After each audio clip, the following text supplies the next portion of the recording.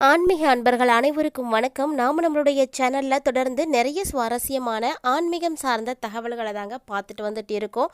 அந்த வரிசையில் இன்றைக்கி நம்ம என்ன பார்க்க போகிறோம் அப்படின்னு பார்த்தீங்கன்னா, வரக்கூடிய அமாவாசை, அதாவது நாளைய தினம் அமாவாசை சிறப்புமிக்க அமாவாசையாக வந்திருக்குங்க.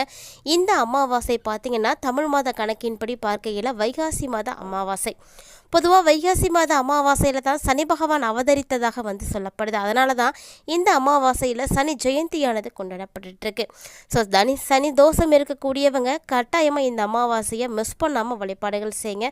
சனி பகவானால் பாதிப்புகள் அடையக்கூடியவர்களும் இந்த நாளில் வந்து வழிபாடுகள் செய்யலாம். பொதுவாகவே நம்மளுடைய கஷ்டங்கள் தீர்வதற்கு இறை வழிபாடுகள் செய்கிறது வழக்கம்தான்.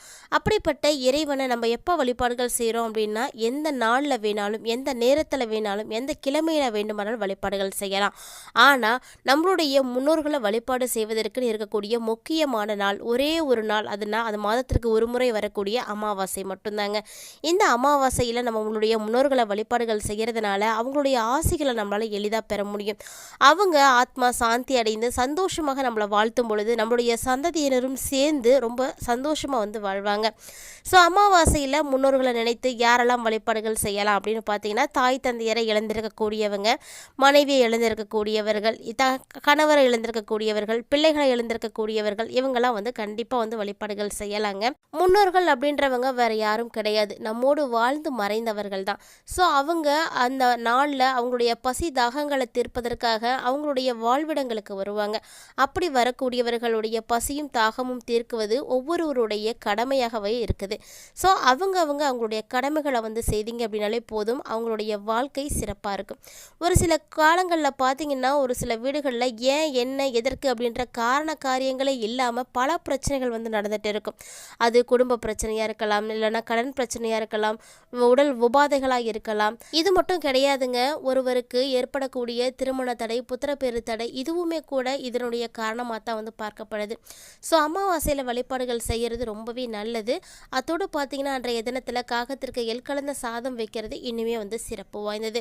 ஸோ அந்த வரிசையில் வரக்கூடிய அமாவாசை திங்கட்கிழமை அன்னைக்கு வந்திருக்குங்க. இந்த அமாவாசை சோமவார அமாவாசையாகவே வந்து கடைபிடிக்கப்படுது. ஏன்னா திங்கட்கிழமை அப்படின்னாலே சிவனுக்கு உரிய நாள் தான். மேலும் பார்த்தீங்கன்னா, இந்த அமாவாசை கிருத்திகை நட்சத்திரத்தோடு இணைந்து வந்திருக்கிறதுனால முருகப்பெருமானையும் அந்த நாளில் நம்ம வழிபாடுகள் செய்யலாம். முருகனை வழிபாடுகள் செய்கிறதுனாலையும் நமக்கு சிறப்புமிக்க பலன்களானது கிடைக்கும். இந்த அமாவாசை ஆரம்பமாகக்கூடிய நேரம் பார்த்தீங்கன்னா, நாளைய நாள் காலையில் 11:30 மேலே ஆரம்பமாகி மறுநாள் 27ஆம் தேதி காலை 9:02 வரைக்குமே அமாவாசை திதியானது காணப்படுது. ஸோ தர்ப்பணம் கொடுக்கணும் அப்படின்னு நினைக்கக்கூடியவங்கலாம் நாளைய நாள் மதியம் 1 மணிக்குள்ளே கொடுத்துடுங்க. பொதுவாக எப்போதுமே சூரியன் உச்சிக்கு வரக்கூடிய நாளுக்கு முன்னாடியே வந்து நீங்கள் தர்ப்பணம் கொடுத்துறது ரொம்பவே நல்லது. மேலும் இந்த அமாவாசை நிறைவடையக்கூடிய நேரமாக இருக்கிற 27ஆம் தேதியில் வந்து பார்த்திங்கன்னா சனி ஜெயந்தியானது வந்திருக்கு. ஸோ சனி பகவான் இந்த நாளில் வழிபாடுகள் செய்கிறது ரொம்பவே நல்லது. சனி பகவானை எளிமையாக வழிபாடுகள் செய்கிறது எப்போ என்ன மாதிரியெல்லாம் செய்யலாம் அப்படின்றத பற்றி நம்மளுடைய சேனலில் ஆல்ரெடி நிறைய போஸ்ட் இருக்குங்க. ஸோ கண்டிப்பாக அதெல்லாம் விசிட் பண்ணி பாருங்கள். கண்டிப்பாக சனி தோஷம் இருக்கக்கூடியவங்க, அதாவது சனி பகவானால் பாதிப்புகள் அடையக்கூடியவங்க, அதாவது அஷ்டம சனி, கண்டக சனி, இது மாதிரி சனியினுடைய பாதிப்புகள் இருக்கக்கூடியவங்களாம் கட்டாயமாக இந்த நாளில் வழிபாடுகள் செய்தீங்க அப்படின்னா அவருடைய பாதிப்புகளானது உங்களுக்கு குறைய ஆரம்பிக்கும். இருந்தாலுமே கூட இந்த அமாவாசைக்கு அப்புறமா ஏற்படக்கூடிய கிரக மாற்றங்கள் பார்த்தீங்கன்னா ஒவ்வொரு ராசிக்காரர்களுக்குமே குறிப்பிடத்தக்க மாற்றங்களை நிச்சயமாக ஏற்படுத்தி கொடுக்குது. ஸோ அந்த வரிசையில் துலாம் ராசி என்பவர்களுக்கு என்ன மாதிரியான பலன்கள் கிடைக்க போகுது அப்படின்றத நம்ம தொடர்ந்து பார்க்க போகிறோம். வீடியோக்குள்ளே போகிறதுக்கு முன்னாடி நீங்கள் இன்னும் நம்ம சேனலை சப்ஸ்கிரைப் பண்ணாமல் இருக்கீங்க அப்படின்னா மறக்காமல் சேனலை சப்ஸ்கிரைப் பண்ணிக்கோங்க. கூடவே பக்கத்தில் இருக்கிற பெல் ஐக்கானையும் கிளிக் பண்ணிக்கோங்க. அப்போ தான் நாங்கள் போடக்கூடிய வீடியோக்கள் எல்லாமே உங்களுக்கு நோட்டிஃபிகேஷனாக உடனுக்குடன் வந்தடையும். நீங்களும் பார்த்து பயன்பெறலாம். வாங்க வீடியோக்குள்ளே போகலாம். பொதுவாக துலாம் ராசி நேர்கள் பார்த்தீங்கன்னா ராசி மண்டலத்தில் 7வதாக இருக்கக்கூடியவர்கள். இவர்கள் தர்மங்களுக்கு ஏற்ப பலன்களை தரக்கூடிய சுக்கிரன ராசி அதிபதியாக பெற்றவர்கள் தாங்க. ஸோ இவர்களுக்கு இந்த காலகட்டங்களில் பார்த்தீங்கன்னா சூரியன் 8வது வீட்டில் வந்து அமர்ந்திருக்கிறாரு. ஸோ உண்ட வீட்டுக்கு ரெண்டகம் பண்ணக்கூடிய கூட்டம் உங்களுக்கு ஆசையான வார்த்தைகளை எல்லாம் சொல்லி அதில் மயங்கக்கூடிய ஒரு சூழ்நிலைகள் எல்லாம் உங்களுக்கு ஏற்படும். அதனால் இந்த டைமில் அந்த மாதிரியான விஷயங்களை எல்லாம் கொஞ்சம் எச்சரிக்கை இருங்க. மயங்கி உங்களுடைய நல்ல ஒரு நிலைகளை எல்லாம் இழந்துடாதீங்க. வளர்பிறை சந்திரன் நீங்கள் செய்யக்கூடிய வியாபாரத்திற்கு பல வகைகளில் உதவியாக இருப்பார். அதனால் அமாவாசைக்கு அப்புறமா உங்களுடைய தொழிலில் நல்ல ஒரு வீழ்ச்சியானது ஏற்படும். இது மட்டும் இல்லாமல் செவ்வாயும் பார்த்திங்கன்னா 10வது இடத்துல வந்து இருக்க போகிறாரு. இதன் மூலமாக பார்த்திங்கன்னா எதையுமே வந்து செய்யறதுக்கு முன்னாடி 2 மடங்காவது நீங்கள் எச்சரிக்கையோடு வந்து இருக்கணும். அது வந்து ரொம்பவே நல்லது. ஏன்னா இந்த காலகட்டங்களில் உங்களுடைய உடலில் இரத்த காயங்கள் ஏற்படுவதற்கான வாய்ப்புகளானது இருக்கிறதுனால கவனமாக இருங்க. குறிப்பாக வண்டி வாகன பயணங்களில் ரொம்ப ரொம்ப கவனமாக இருக்கணும். நல்ல நண்பர்களாக இருக்கக்கூடியவர்களே கூட இந்த காலகட்டங்கள் உங்களுக்கு விரோதியாக மாறக்கூடிய ஒரு சூழ்நிலைகளானது இருக்குது. அப்படி விரோதிகளாக மாறுவதோடு மட்டும் இல்லாமல் உங்களுடைய தொழிலுக்கும் இடையூறுகளை வந்து செய்வாங்க. ஸோ இந்த அமாவாசைக்கு அப்புறமா இந்த காலகட்டங்களில் ரொம்ப ரொம்ப நீங்கள் கவனமாக இருக்கணும். அரசாங்க விரோதத்தை எல்லாம் ஏற்படுத்திக்காதீங்க. ஏன்னா அது வந்து உங்களுக்கு மிகப்பெரிய பாதிப்புகளை எல்லாம் ஏற்படுத்தி கொடுத்துடும். மேலும் புதன் கிரகம் பார்த்தீங்கன்னா உங்களுடைய ராசிக்கு 8வது வீட்டில் வந்து அமர்ந்திருக்கிறாரு. இதனால் ஏற்றுமதி இறக்குமதி தொழில் செய்யக்கூடியவர்களுக்கெல்லாம் சிறப்பாக இருப்பீங்க. மேலும் வேலைக்காக நீங்கள் செய்திருக்கக்கூடிய விண்ணப்பங்களானது இப்போது பரிசீலனிக்கப்படும். இது வரைக்கும் இருக்கக்கூடிய உங்களுடைய அத்தனை விதமான சுணக்க நிலைகளும் பார்த்தீங்கன்னா மாற்றம் பெற ஆரம்பிச்சிடும். ஸோ குரு பார்த்தீங்கன்னா 9வது இடத்துல வந்து அமர்ந்திருக்கிறாரு. 9ல் குரு இருக்கிறதுனால உங்களுக்கு தொழிலாளர்களாக ஏற்படக்கூடிய வாய்ப்புகள் எல்லாம் அதிகமாகவே இருக்கும். தொழிலாளர்களால் உங்களுக்கு உற்பத்தியினுடைய பெருக்கம் பார்த்தீங்கன்னா அதிகரிக்க ஆரம்பிக்கும். ஸோ உங்களுடைய தொழில் பார்த்தீங்கன்னா நல்ல விருத்தி அடைய ஆரம்பிக்கும். நிறைய வருமானம் கிடைக்கும்.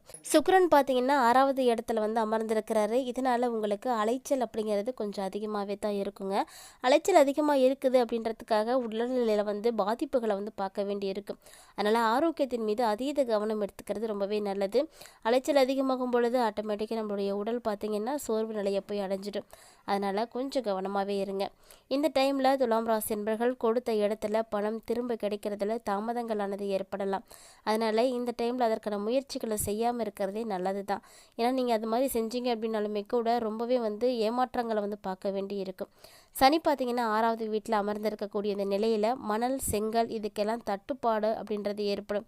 ஸோ இதனால் கட்டுமான தொழிலில் இருக்கக்கூடியவர்களுக்கெல்லாம் பாதிப்புகள் அடையும். உதாரணத்துக்கு துலாம் ராசியை உடையவர்கள் இப்போ வீடு எதுவும் கட்டிகிட்ருக்கீங்க அப்படின்னா அதற்குரிய பொருட்கள் கிடைக்காம போகிறதுனால இந்த மாதிரி செங்கல் மணல் இதுக்கெல்லாம் தட்டுப்பாடு கிடைக்கிறதுனால அந்த கட்டுமானம் அப்படின்றது நின்று போகலாம். அதுக்கு வந்து பாதிப்புகள் அடையும். ஒருவேளை பார்த்திங்கன்னா டிலே ஆகிறதுக்கும் சான்ஸ்லாம் இருக்குது.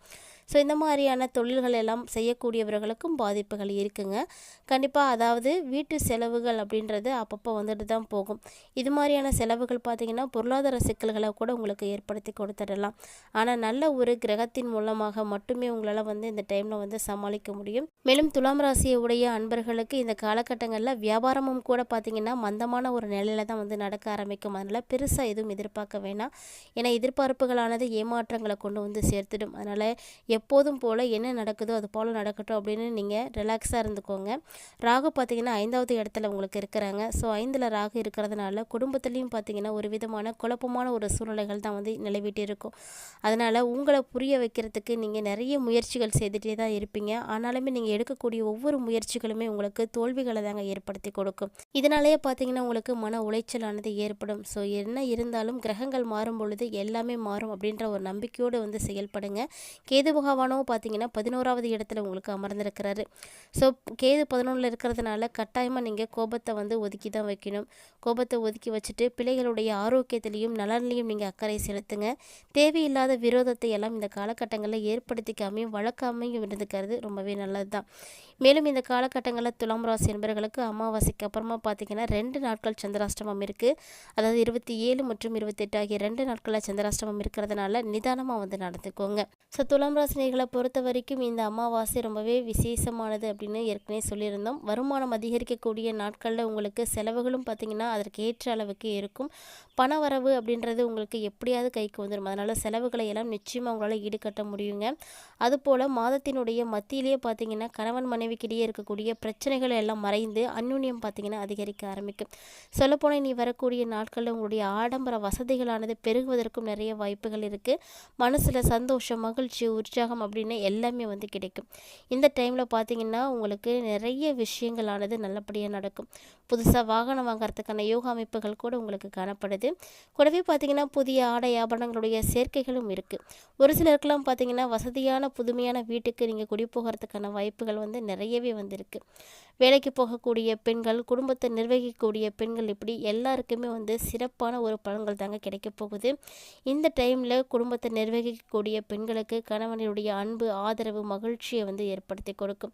ஸோ செலவுகளுக்கு தேவையான பணம் கிடைக்கிறதுனால உங்களுடைய மனசில் சந்தோஷமானது காணப்படும். இந்த பதிவில் பார்த்தீங்கன்னா துலாம் ராசி நேயர்களுக்கு அமாவாசைக்கு அப்புறமா ஏற்படக்கூடிய பலன்கள் எப்படி இருக்குது, அமாவாசைக்கு அப்புறமா அந்த 5 நாட்களும் எப்படி இருக்க போகுது அப்படின்றத தெளிவாக பார்த்துருப்பீங்கன்னு நினைக்கிறேன். வீடியோ உங்களுக்கு பிடிச்சிருக்கு அப்படின்னா லைக் பண்ணுங்கள், ஷேர் பண்ணுங்கள், மறக்காமல் கமெண்ட் பண்ணுங்கள்.